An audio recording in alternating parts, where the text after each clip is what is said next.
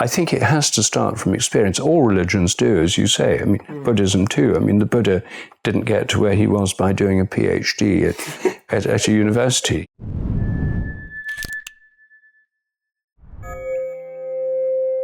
Hello there, peace be upon you. Welcome to Rational Religion, where we make sense of spirituality. Today we're in dialogue with a very special guest, Rupert Sheldrake. He's a man who needs little introduction, but I'll give him one anyway. He's a best-selling author, writer, and a scientist whose ideas have been seen as quite controversial, in which he's questioned the dominant materialistic worldview. Rupert has recently written this book, Science and Spiritual Practices, where he discusses the personal and the social benefits of a wide variety of spiritual practices and gives us quite a lot of empirical evidence regarding that. We're going to be talking about this a little bit later on. Rupert, thank you very much for the time that you've given us.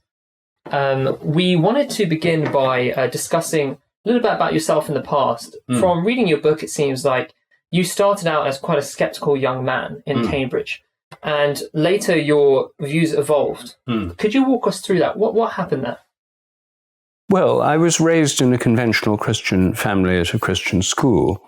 But as I studied science, my science teachers took it for granted that science equals atheism, and I just sort of went along with that. And I was sort of persuaded that this was the way things were. So I more or less was converted to and bought into the materialist view of nature, which is essentially atheistic. And one of the advantages of that, I mean, although atheism is a depressing worldview when you think about it, no purpose in the universe, your mind's nothing but your brain, there's a lot of things that are pretty depressing. But what's appealing about it for a young man is the idea that it makes you feel smarter than everyone else. You've seen through all these illusions everyone else has always suffered from. And I'm sorry to say that was part of the incentive. So that was a phase I went through from probably about the age of 14, started having these doubts and until I was in my late 20s. Yeah. But for me, the doubts that came were not really so much about religion. I already had those, but I started doubting materialist science itself. So just to clarify, that began at the age of 14 for you? Yes. By the time I left school, I was pretty well an atheist. But then I wanted to be a scientist, and I was good at science at school and at university. But I began to doubt the mechanistic theory of life. I was a biologist. So the idea that living organisms are just machines seemed to me less and less plausible. So I found myself seriously doubting that theory. By the time I left Cambridge, I really didn't believe it anymore and wanted to find a new kind of science. So I managed to get a fellowship at Harvard for a year. So I studied philosophy at Harvard and history of science to try and get a bigger picture, a perspective. And this convinced me that the mechanistic theory was a paradigm, a model of reality. It wasn't reality itself. And I went back to Cambridge, did a PhD, and then I was at Don there teaching biology and doing research. But I was still, from a religious point of view, an atheist. What really made me doubt that was traveling in India in 1968. I traveled through India for 2 months, and then I was Sri Lanka for a month. Then I lived in Malaysia for a year. I was at the University of Malaya. And I was exposed to worldviews that I was quite unfamiliar with. I mean, Hindu, Muslim, Buddhist in Sri Lanka. And there I found people who seemed to me perfectly happy, perfectly sane and rational, yet who had totally different views of reality, all of them involving much more than a mechanistic and materialist view of nature. And that was a kind of shock to me to discover wider philosophies, wider views of life. Then, when I got back to Cambridge, I discovered psychedelics, and I had experiences with LSD that made me think there's something more to consciousness. Then I discovered transcendental meditation, and I did that. I started meditating in 1971. And I found that there was a way of exploring the mind from within the mind. It still didn't require any shift in major belief system. The transcendental meditation was marketed then, and it still is today, on something, just try it and see if it works. You don't have to sign up to a belief first. Anyway, it worked for me. And then that made me interested in Indian philosophy. And I was getting increasingly disillusioned with mechanistic biology. And so I wanted to do something quite different. And I got a job as principal plant physiologist at an international crop research institute in Hyderabad, India, because I wanted to live in India. I was very drawn to India. And there I lived for a total of 7 years in India. I worked in this institute. While I was there, I was exploring yoga and meditation. I went to Hindu ashrams and temples. And then one of my best friends, the family I was most friendly with there was a Muslim family. And their grandfather was a Sufi teacher who mainly lived in Germany, but spent part of the year in India. And he and I became tremendous friends. And he was a wonderful teacher for me. He gave me a wazifa, and I started doing Sufi form of meditation. But as this went on, I found myself increasingly drawn back to a Christian path, and I was confirmed in the Church of South India. Then I lived in an ashram with a Benedictine monk, an English Benedictine monk called Father Bede Griffiths in South India, for 2 years, where I wrote my first book, A New Science of Life, about morphic resonance, because by then I discovered a new way of framing how life works, a new approach to biology as a scientific hypothesis. That was at that stage not to do with spirituality. It was a new approach to science. So I was on a parallel track of exploring ways of broadening out the scientific worldview and also on a path of spiritual discovery. It's quite an ordinary, boring life, I guess.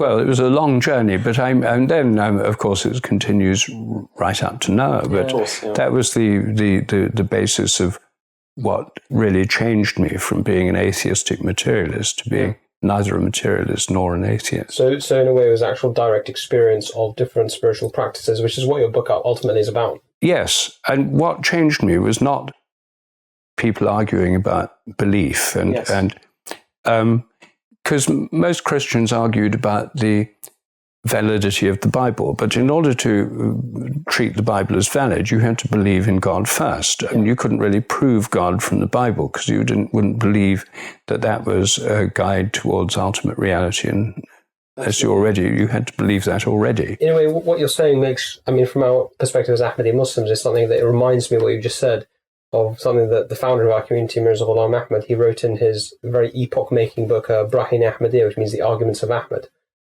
in which he stated that experience always trumps philosophizing. Yes. And conjecturing. And he said that his purpose, in coming into the world was to demonstrate the existence of God through revelation, through experience, and that by following that path, you can experience that. And that ties in perfectly with what you've gone through in your life. Oh, yes. For me, the philosophy, in a sense, came afterwards. Yes. With science, it came first, but in the spiritual realm, it came afterwards, and it came through doing yoga and meditation. Then through mystical experiences, some of them came spontaneously. I personally found psychedelics opened a door for me that wouldn't have been opened otherwise.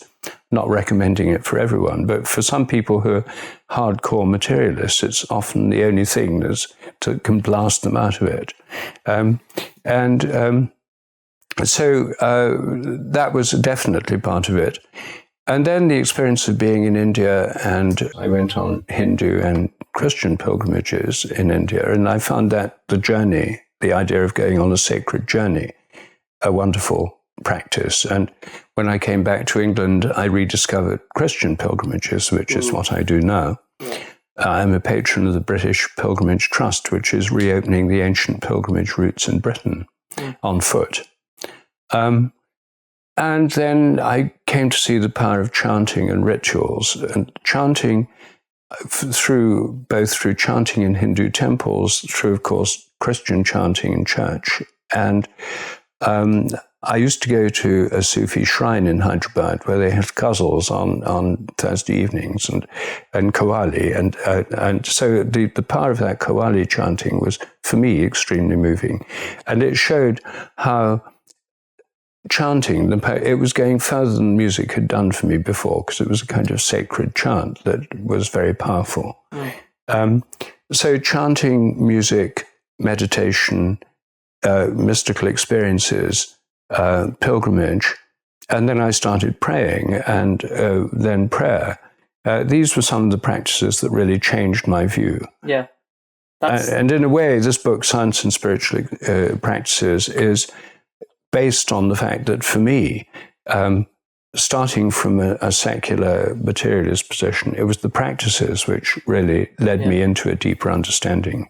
Absolutely. And it reminds me of the previous all these great spiritual leaders that have come into the world, be it Krishna, Buddha, Moses, Jesus, Muhammad, peace be upon them all. They never came saying, here's the rational arguments in terms of, here's the philosophy, here's, all the intellectual stuff. They said, follow me, follow my practices, and then you will experience these things for yourself. So it's all experiential. Yes. And then even historically, the philosophizing and the intellectualizing what you've experienced comes after, trying to harmonize that with a normal, mundane world around you. Yes. All actually comes after and is born out of that original revelatory and experiential phenomena right at the beginning. Absolutely, yes, very much so. I mean, that is, I think it has to start from experience. All religions do, as you say. I mean, Buddhism too. I mean, the Buddha didn't get to where he was by doing a PhD at a university.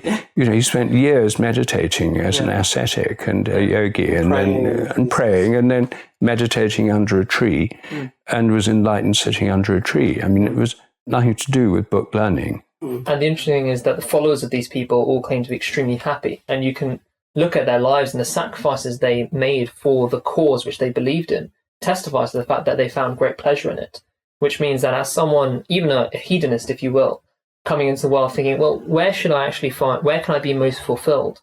Why not have a look at the testimony of all these people, companions of these great spiritual leaders and the spiritual leaders themselves, who have had these experiences and who have claimed to be so fulfilled through them, rather than pushing it all aside and saying, no, I'm going to stick to a purely materialistic way of looking at things and living my life that way. In a sense, it's unscientific. Well, I think most people don't think very deeply about, I mean, I think they think in terms of pleasure rather than happiness, and there is a difference between them. Yes. How, we've discussed consciousness and the power of experience a lot. As you talk about a lot in at least both of your recent books, Science Delusion or Science Set Free, and Science and Spiritual Practices, consciousness is being progressively seen as a problem, a hard problem in philosophy of mind. Can you tell us a bit about, the recent history of that science, and where do you think it's going? Well, it's a long history, really. I mean, in European thought, it all really goes into European thought and what happened in the Middle Ages and after that. In the Middle Ages in Europe, there was a fairly unified philosophy of nature, a holistic view of nature, based on Aristotle and Plato, mainly Aristotle and St. Thomas Aquinas, who Christianized a lot of the Aristotelian thought, based very much on Arabic philosophy. And this gave a view of a living world, living animals and plants as truly alive, the whole earth as truly alive, living nature, and God as a living God relating to living nature. The 17th century revolution in science gave a completely different view of nature. It gave the view of the whole of nature as an automatic machine. God started it in the first place, designed it like an engineer, pressed the start button, and then the whole universe was supposed to have carried on like a machine with no soul, no spirit, and no consciousness, just made of unconscious matter, mechanical. But the founders of modern science in the 17th century, like Newton and Descartes and Robert Boyle and Kepler and Galileo, were not atheists. They were Christians, but they had a very dualistic view of God separated from nature.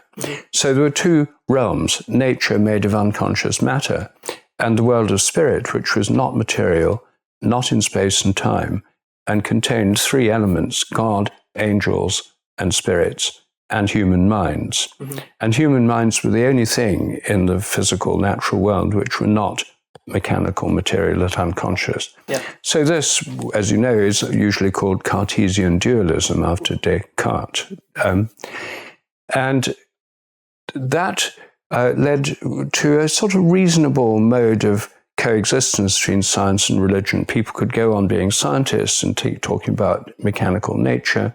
They could go on being religious. The only thing is you couldn't really cross from one compartment to another very easily. There's non-overlapping magisteria. That's right. It was two separated realms, and people could be perfectly conventional scientists on weekdays and Christians or Jews on Sundays or Jews on Saturdays, and lead separate kinds of lives. And basically, this split has been exported from Europe to the rest of the world. When I lived in India, I worked as a scientist in a scientific institute. My colleagues were mainly Hindus and Muslims, a few Sikhs and Parsis.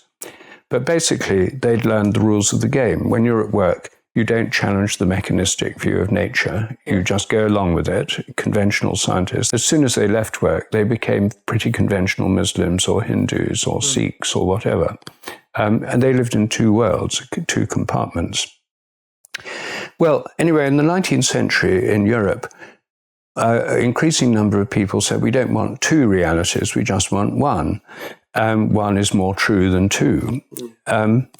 And so they said, some of them said, well, there's only spirit. Instead of spirit and matter, we just have spirit. And that was the idealist philosophy. Only consciousness is real. Matter's kind of dumbed down mind. And that was surprisingly common in 19th century Europe, particularly in Germany. But the other school said, no, forget about spirit. You can't measure it, you can't see it, you can't weigh it. It just doesn't exist. There's no such thing as God and angels. There's just human consciousness. And that's basically not very different from animal consciousness, and it's just a matter of the brain. So at one stroke, they got rid of God and angels. And the main reason in the 19th century for people signing up to this materialist atheist view was political. In France and in Russia particularly, the governments there claimed that their authority rested on God, on the church, on religion. And they were oppressive, autocratic regimes. So the revolutionaries, the communists and the socialists, thought the best way to undermine the power and authority of the government was to say, well, God doesn't exist. So strike at the root. Strike at the root. Then there's no authority whatever for these authoritarian monarchies. In Russia, the Tsar, and in France, the authoritarian regime in the 18th century of the king. And then when there were various reactionary regimes after that, they were pro-Catholic, so they struck at the root. In Protestant countries, it wasn't such an extreme separation because the Protestants and the Catholics had already thrashed out their religious divisions, and there was an alternative to a monolithic state with a single religious power that supported the authorities. There were already a range of different churches and a range of different ways of being religious, but it was in France and Russia that the communists became most powerful, and they were atheistic. So anyway, this then spread through Europe as the materialist philosophy gained hold, and it became adopted by scientists increasingly because it meant scientists could say they were the new priesthood, they were the new source of authority. Forget about religion. If we live in this kind of materialist world, the people who really know what's going on and who are the real authorities are the scientists. And by the late 19th century, materialism had become the official orthodoxy of science, or maybe unofficial orthodoxy, but at any rate, the orthodoxy. And it worked quite well in physics and chemistry. It's never worked terribly well in biology because it's never fully explained biological development. The idea that evolution is just chance and blind forces is not persuasive to a lot of people. And above all, it leads to this problem from which we started, namely consciousness. Because if the world's made of unconscious matter, and that's the primary reality, indeed the only ultimate reality, then how come we're conscious? We ought not to be. And so philosophers of mind materialist philosophers of mind have to pretend that we're not conscious. Either we're not conscious or our consciousness does nothing. It's just like a shadow, doesn't do anything. It's like a kind of epiphenomenon of the activity of the nervous system, or just another way of talking about physical processes. But it doesn't do anything. It can't interfere with physical causation. And it also means we have no free will. So, incredibly, this is what large numbers of intellectuals persuade themselves must be true, and try to persuade others that it must be true, even though if we have no free will, it's hard to see how we could be persuaded of anything. Yeah, and so you in particular have done research on the question of consciousness to a large part of your career has been focused on that. And if you just talk very briefly about some of because there's such a wide array of studies that you've done and experiments that you've conducted. Would you want to just summarize what you found to be the most convincing piece of evidence that you came across to kind of challenge that kind of viewpoint? Well, there's two different levels of this argument. One concerns the psychic realm, the realm of the mind as it functions in the normal world and how it interrelates us to other people or to the natural realm. And the other is the spiritual side of it, which the psychic aspect of it, which I address in my books about animal and human psychic phenomena, dogs that know when their owners are coming home and the sense of being stared at. Those are the two books I wrote on this theme. What I'm arguing there is that our minds are not confined to the insides of our brains. The normal assumption is the mind is the activity of the brain. It's inside the head. Now, the reason that materialists believe that, they believe it because they're forced to. They've wiped out the spirit pole of dualism. They're left only with matter, or physical reality. They have to say that. But it doesn't account for many things. First of all, consciousness itself, and that's the hard problem. It ought not to exist, and yet it does. They pretend it doesn't, but then even they are not very taken in by this pretense. So that's why it's a hard problem. Very hard. Then the idea it's all inside the head. As the minute you begin to think about it, it becomes incoherent. So, for example, you're seeing me now. The conventional view is that light rays reflected from me goes into your eyes, or from a screen into your eyes. Inverted images form on your retinas, changes in the cone cells, impulses up the optic nerve, changes in the brain. All that's been described in more detail than ever before. But does that amount to seeing? Well, no, for two reasons. First, it doesn't explain consciousness. And secondly, it doesn't explain why you're conscious of what you see. And secondly, it doesn't explain why you see me sitting here, because if it's all inside your head, there ought to be a little Rupert inside your head, and it all ought to be a little virtual reality display in 3D and full color inside your head. And during brain operations and things, no one's ever seen 3D virtual reality displays inside brains. The assumption is that they're there, and it's all inside your head. Now, what I'm suggesting is that there's no evidence whatever for that being the case. And I experience my image of you, your image of me as being where I'm sitting, outside you, or behind on a screen. Why shouldn't the actual image be where it seems to be, not inside your brain at all?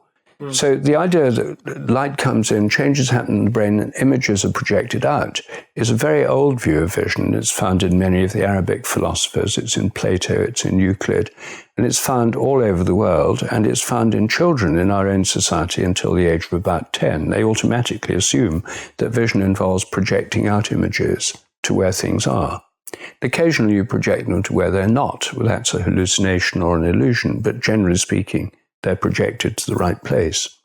So then, if the images are projected out, then the mind is extended far beyond the brain. All our perceptions are extended beyond our brain. And when we look at the sky or at the stars, our minds literally reach out over astronomical distances.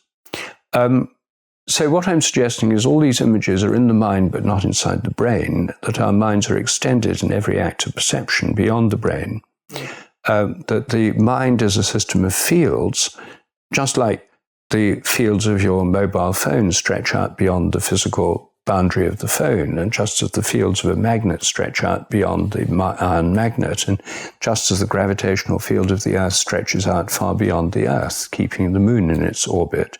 So our minds have fields that stretch out in accordance with attention and intention, far beyond the brain. That means that if you look at somebody from behind and they don't know you're there, then they might be able to feel you. Your mind, in a sense, is touching them. So people ought sometimes to be able to feel when they're being looked at. And it turns out the sense of being stared at is incredibly common. Over 90% of people have experienced it, including children. And what's more, we find in every culture in the world, people believe this is how things work, not because they've been brainwashed into believing it, but because they've experienced it. You turn around, there's someone looking at you, or you look at someone and they turn around. It doesn't always happen, but it's very, very common. Moreover, in many parts of the world, people believe that the way you look at someone can affect them. If you look at them with envy or with anger, you can actually harm them. And that's why there's a belief in the evil eye. In Europe, traditionally in Europe, all over the Islamic world, in India, in Africa, in most parts of the world, there are beliefs that you can actually, through the look, affect somebody. Now, precisely because so many people believe this, that's one reason the materialists are skeptical about it. They say, well, if all these people believe it, it must be wrong, because they're stupid, uneducated, and don't know anything about science. I take the opposite view. If millions of people independently all over the world in lots of different cultures think something's happening and claim it's based on experience, then maybe they're right. I mean, it's not as if materialist science has carefully studied it and has a deep understanding of consciousness. There's no understanding of consciousness at all. And until I started my own studies on the sense of being stared at, virtually no investigations experimentally of this phenomenon whatever. It's been a taboo subject. So that's one reason. I think our minds are extended through attention, even in every act of perception. And I think our intentions reach out and affect others too, which is why if you think about somebody and you want to call them up on the phone, they may pick up your intention and start thinking about you. And so when you ring, they say, that's funny, I was just thinking about you. And this is a very common experience. More than 80% of people have had it. And I've done lots of experiments to see, is it just coincidence? And in my tests, we have 4 callers. We select one caller at random. The subject has to guess which of those 4 people is calling, 25% chance of being right by just guessing. And in our filmed experiments, we film the subject to make sure there's no cheating. And it turns out they're right about 50% of the time. Not all the time, but it's way beyond what they ought to be. So I think the evidence for the extended mind is very strong through telepathy and through the sense of being stared at.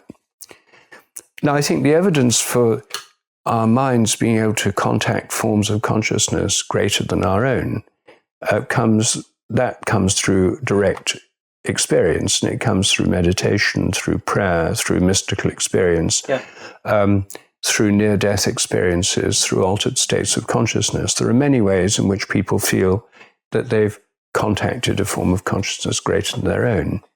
I think that's really why there is such a pushback against even really acknowledging consciousness as a problem in the mainstream scientific world.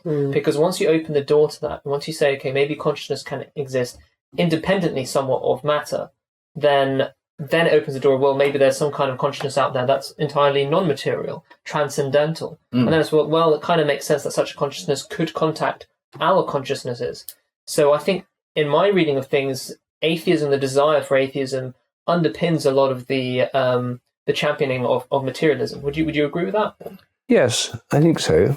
I think that originally the desire for atheism came about through this sense that it was liberating. I mean, in 19th century Europe, where some people found religious beliefs oppressive and also religious conflicts disturbing, then the idea there is no God and there's nothing beyond the material realm was a kind of liberating thought. It meant you don't have to take part in religious wars out of one set of beliefs rather than another. Yeah. You don't have to feel incredibly guilty about all the things you've done wrong, like sleeping with women when you're not married to them and stuff. So it's kind of permission to, I mean, that's liberating. That was one of its attractions to me as a young man.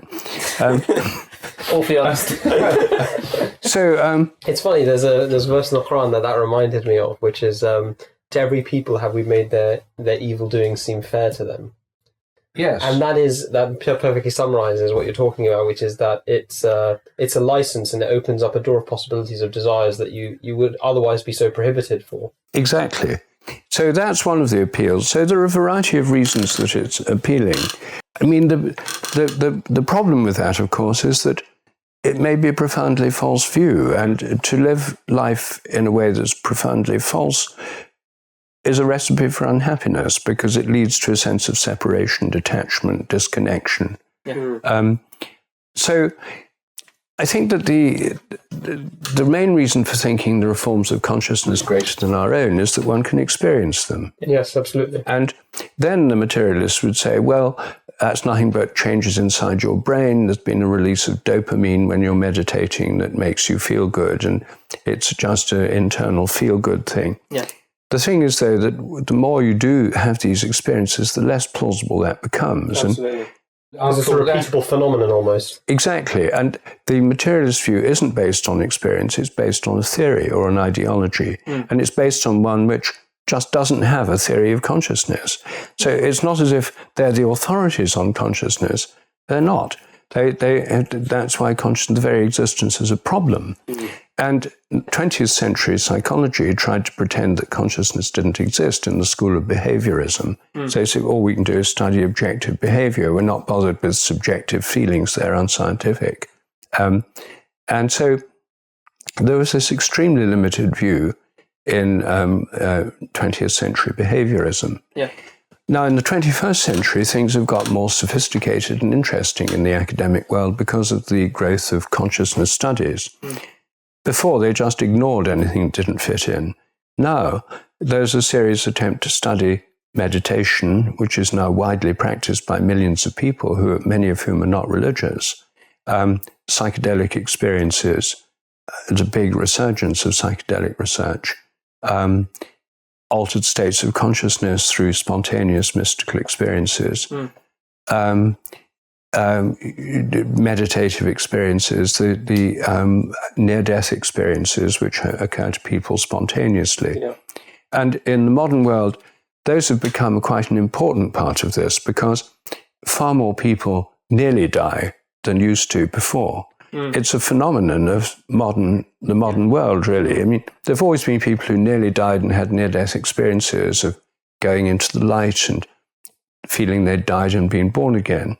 But thanks to modern medicine, it now happens far more than ever before. Yeah, because they get coronary spontaneous circulation. You can induce Yes, you can induce them. And I mean, you can deliberately induce them in operations. You can have defibrillators and things, and people. Ethics approval might be a problem. It's an interesting point you raise regarding the issue of consciousness and materialism. I mean, we, from our Islamic background, there's always been this view in Islam, and the founder Mirza Ghulam Ahmad, he wrote about this in his book Elucidation of Objectives, that every single particle of matter has a form of consciousness attached to it, and in religious terminology, this is called an angel. And it's interesting seeing matter as the outward shell of an inner consciousness, because I mean I work in intensive care and I'm an anaesthetist, so I put people, I knock their consciousness out for a job, for a living. So we're at the cutting edge of getting people asleep, and it's very interesting because I had a patient in ITU only last week who he had suffered a cardiac arrest, and to cut a long story short, the EEG showed complete destruction of his brain. He was having seizures within 12 hours of the operation. And, that's a very bad prognostic sign. He had grade 3, grade 4 encephalopathy, basically, which is hypoxic encephalopathy. It was very bad. We were quite close to basically saying, this guy's so sick, speaking to his family, and we had already spoken to his family and prepared them to basically start weaning off his therapy and to make him more palliative in terms of his care. And within a few hours, he started opening his eyes, moving his hands, and within 6 hours, he was sitting in his chair just on a bit of oxygen, chatting to me. Wow. And, the consultant who I was with, he was like, it's quite extraordinary. I've very rarely ever seen something like this. Because all of our technical instruments told us that his consciousness was gone because the neural function was not necessarily there that we expected. And it was a lesson in humility for our entire department, I think. It's fascinating, yes. I think what I find interesting is that it's not like there's an alternative explanation of these things. It's not like there's a worked out explanation of how changes in your of impulses going down your optic nerves and going to your occipital lobe produces sight or produces conscious experience. It's simply there's no acknowledgement of it. Yes. So there has to be, unless you posit some kind of conscious aspect to matter or some kind of actual consciousness which is associated with matter, you don't even have an explanation. Therefore, it's completely absurd to criticize, people from our points of view for actually positing an explanation, saying, well, maybe there is some kind of source of consciousness rather than isn't. And it reminds me of another area in physics of dark matter and dark energy, where you have these phenomena which you can't explain without positing something which is unseen, something which is invisible, and saying, well, we know it must be there because we can see its effects. Well, yes. I mean, dark matter and dark energy are just made up, in my view, to explain what can't be explained otherwise. Yeah. And we don't know what they are. We don't even know that they are matter and energy. I mean, they're just saying there's something we don't know what it is, and we'll call it dark matter and energy. And yes, the consciousness thing, to say that totally unconscious matter generates consciousness doesn't make sense, which is why there's now this big move within philosophy of mind towards panpsychism. Yes. This is now a fashion. It would have been regarded as totally weird and crazy and absurd about 10, 15 years ago, but it's a growing fashion within the academic world because the hard problem is now recognized as being intractably hard. And so quite a number of materialists are bailing out, and like rats leaving the sinking ship. And they're clutching. And you're enjoying it. Well, I mean, it's interesting to see because what they're doing is now clinging onto the life raft of panpsychism. Yeah. But it's inexorably leading them in the direction of ultimately religious, all the stuff that they try to get away with from. Religious truths, ultimately, which are present in all religions. Exactly, because panpsychism will lead the idea that electrons and protons and atoms are conscious to some degree, which is what they're saying, then leads to the idea that bigger things have consciousness, and maybe the sun has consciousness, the galaxy has consciousness, the whole universe has consciousness. And panpsychism leads by a series of slippery slopes to... You're giving gentle pushes where you can. Well, it leads to basically the first step it leads to is pantheism, the idea that God and nature are one, or at least there is consciousness in all nature. Then one's in an area not of scientific or philosophical debate, but of theological debate. Is consciousness confined to nature, or does it transcend it as well? And is the consciousness of nature dependent and contingent on the consciousness outside of nature, which is God? That's right. And then you go from pantheism to panentheism, and then ultimately potentially to monotheism or polytheism, and then you have that debate.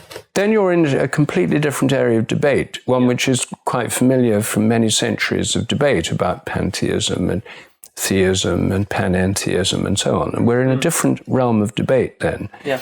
And one where there's a lot of people that we can listen to who've thought about this for a lot longer than most modern people have. So I think that what's happening is a move towards this panpsychism. It's at the moment it's a fairly limited view, but it's one that will automatically open up. Yeah. And because quite a number of materialists and people who think of themselves as materialists and atheists are now going over to panpsychism, what they're finding is that this ties in with experiences of mind in nature, kind of mystical experiences of nature. Yeah. The particularly interesting person in this regard is Philip Pullman, the children's author. Well, he was a hard atheist. Well, he is a hard atheist, but you see, he's a hard atheist who's a mystic. And as a young man, he had a mystical experience of nature, this sense of this spirit in nature. He often says most of what he writes is designed to show people there's a spirit in nature. But he said this isn't the same as God. And by God, he's thinking of the God he learned about as a child that he found very off-putting. A view of God that was separate from nature, had nothing to do with nature. Yeah. And you see, one of the problems is that because many people had this double view that we talked about in the Christian world, nature was the preserve of science.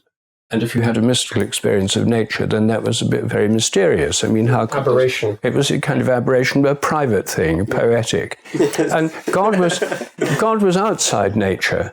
And so they thought the God that religion was talking about was something completely outside nature, had nothing to do with the beauty of nature, and except as a remote creator of the laws of nature in the first place, and completely transcendent, and was primarily interested in morality. In other words, making you feel bad about all the things you hadn't done right. And so God became this kind of tyrannical, moral tyrant outside nature who was keen to send people to hell. And an experience of the life of nature and the joy of nature became something separate from God. And that's Philip Pullman's position, you see. And you could say, I would say, it's based on a false view of God. Yeah, it is. Yeah. It's bad religious teaching. It's the God he's rejecting is not the God that you and I might believe in, but the God that he is an image of God created by this separated view of God and nature. It's very interesting that you should talk about Philip Pullman and that early experience, because one of the beliefs we hold and we come forward with is that, spiritual experiences are not the preserve of any religion. And that it's part of our belief, part of the Islamic belief, the Ahmadiyya Islamic belief, that every person, whether they're a hardened atheist, whether they're a Hindu, Buddhist, whatsoever, God will give them some experience or some evidence in their life of something beyond materialism.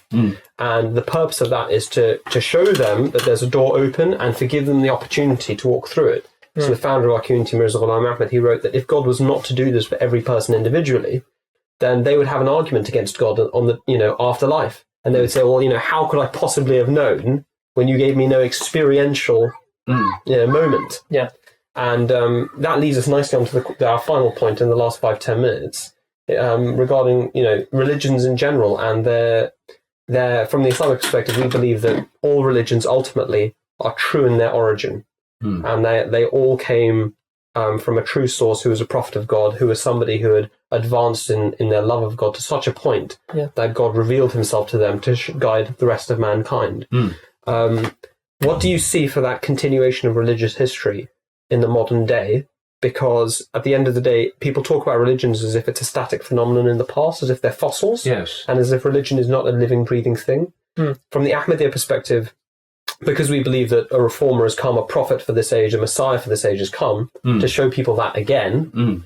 We have a very unique perspective, which is that we see it as a living experience, which is ongoing. Religion is an ongoing phenomenon. Yes. Is that how you see religion? Oh, definitely. I think one of the contrasts that I used to make when I was an atheist was that religion's all about the past and it's fixed in dogmas that have been fossilized for centuries. Yeah. Whereas science is about openness, exploration, the future, evolution, excitement, etc.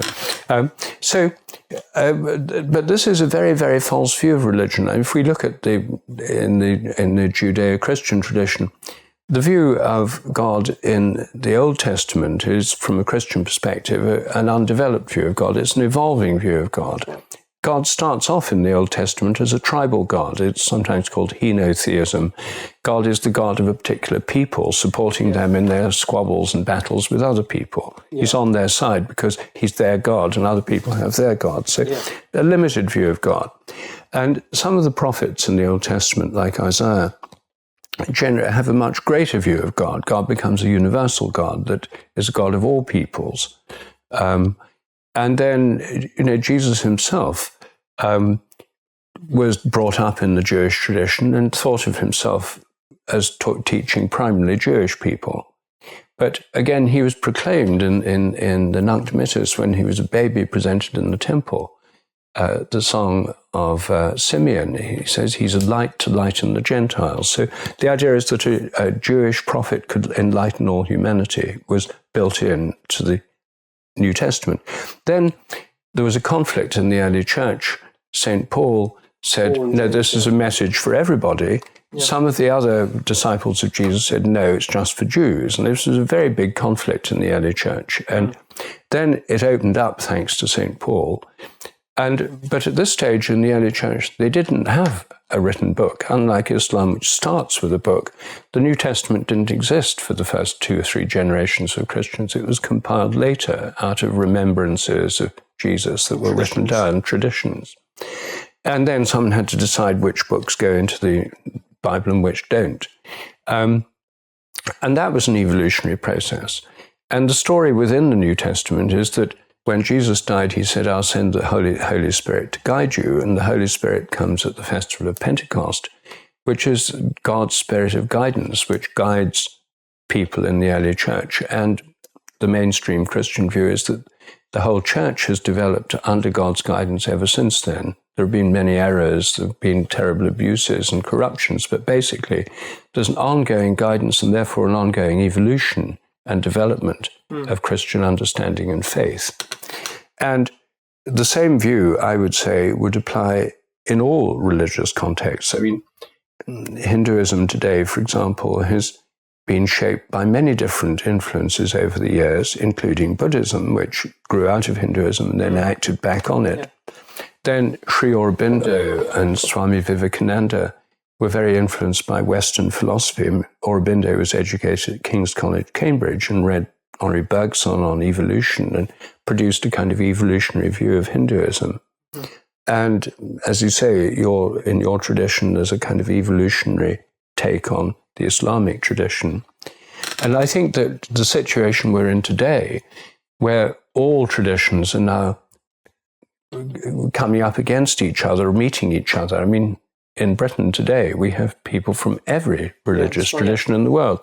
And 500 years ago, there would only have been Christians and Jews, and there wouldn't have been anyone else from any other tradition. And people, they knew about Muslims, of course, because of fighting them, but Mohammedans. but they didn't. They didn't have a deep understanding or anything.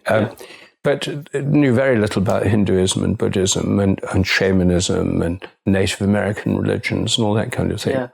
So now we're in a position where all these traditions are known. You can learn from all of them if you want to. And all of them have spiritual practices. And that's why I wrote my book, Science and Spiritual Practices, because, as you were saying, the practices can be done by anybody. You don't have to be signed up to Hinduism to do meditation or Buddhism. I mean, you can do, or Sufism or Christianity or any other form of religion. You can do them without. But my view is that that we need a sense of history, cultural continuity, family continuity, festivals, society that binds people together in social groups. And so when people say, why are you a Christian? Why not be a Muslim or a Hindu? Isn't it just because you were born a Christian? My answer is yes. If I had been born in Burma, I'd probably be a Buddhist. But I'm not a Christian because I think it's the only true path to God. I'm a Christian because I think it's a path to God which is part of my culture. Culturally appropriate. Culturally appropriate, historically appropriate, and fits with the culture of my land and my ancestors. But I certainly don't claim, Islam is false, or one branch of Islam is false and the others are true, or Hinduism is false. I think that we can learn from each other. And I think that the situation we're in the 21st century is completely unprecedented because we have all these different religious traditions now available. Personally, I think it's better to belong to a tradition than not to belong to one because it gives a community which not belonging to one doesn't. It then becomes just an individual pick and mix, bit of this and a bit of that. But that doesn't give you a framework for bringing up children or for celebrating festivals or anything like that. So I'm in favor of traditions and working within them. But I think in the modern world, it's going to be very hard for any tradition to remain hermetically sealed and not open to influences from other ones, because that's the nature of the modern world. It's very interconnected. Yeah. And as you say, it's just a wonderful opportunity for someone who is looking for something more than the standard atheist and materialistic worldview that they've been brought up in, because it's there's a rich tapestry out there of all these different groups saying, well, these are our traditions, these are our beliefs. Take them, have a look at them, maybe try and experience them for yourselves and see if you find fulfillment in them. Absolutely. And since materialists claim they believe in empirical science, the empirical method, empirical means experience. And that really means one should start from experience in this area, not ideology. Couldn't have put it better myself. It's perfect. Thank you very much, Rupert, for your time. We really appreciate it. Where can people find your latest book? Well, as they say at all good bookshops or online, The Science and Spiritual Practices. For what we've been talking about today, that one and my book, The Science Delusion, Science Set Free, are the two most relevant. Yeah, and I actually heard both on Audible, or the audiobook version rather, which you yourself narrated. Yes. And that was, I really enjoyed that. It was a very good experience, and it's a very easy way to consume the actual material. Thank you very much. Until next time, peace be upon you, and peace be upon our audience.